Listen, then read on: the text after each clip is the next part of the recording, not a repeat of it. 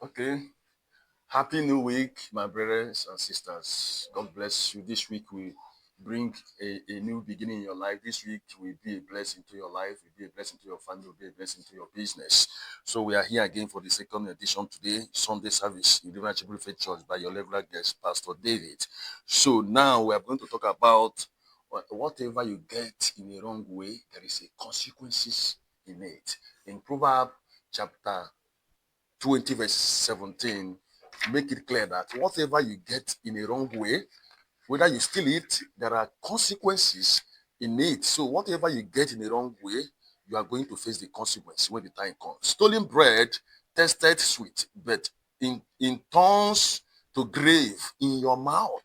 Stolen bread tasted sweet, but it turned into grave in your mouth. Meaning, whatever you get in a wrong way, there is a consequence in it. So the consequences of what you get in a wrong way is waiting for anybody.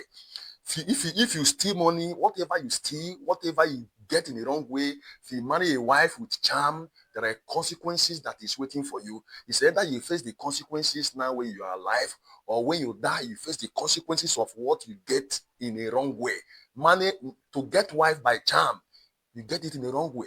The consequences will come upon you. Stealing money, whatever you steal, whether you steal car, whether you steal a child, whether you're a child traffic, whatever you get in the wrong way, there are consequences that is waiting for you ahead. In 2 Kings chapter 5, verse 20 to 24, Gehazi used his master name Elisha to steal money from Naaman and keep the money in verse 24. But in verse 27, he inherited what? He inherited sickness. He inherited leprosy. In 2 Kings chapter 8, verse 3 to 6, he was in the house of the king of Ben-Hadad, the king of Syria, begin to narrate the story of his master, how God used Elisha to restore the woman child that he died. 2 Kings chapter 4. So Gehazi was facing the consequences of what he stole, what he used his master name to steal away from Naaman. You see, so whatever you steal today, whatever you get in the wrong way, there is a consequences in it. So Abraham and Sarah faced their own consequences for 13 years. When Sarah advised Abraham to sleep with Hagar, the slave, to give them a child. In Genesis chapter 15, when God said to Abraham, wait from 1 to 6, and Abraham believed. But in Genesis chapter 16, from 1 to 3, Sarah advised Abraham to sleep with Hagar, and he gave them a child called Ishmael, verse 15 and 16 of Genesis chapter 16. So in Genesis chapter 17, verse 1, Abraham was 99 years when God appeared to him and said, Abraham, obey me and walk before me.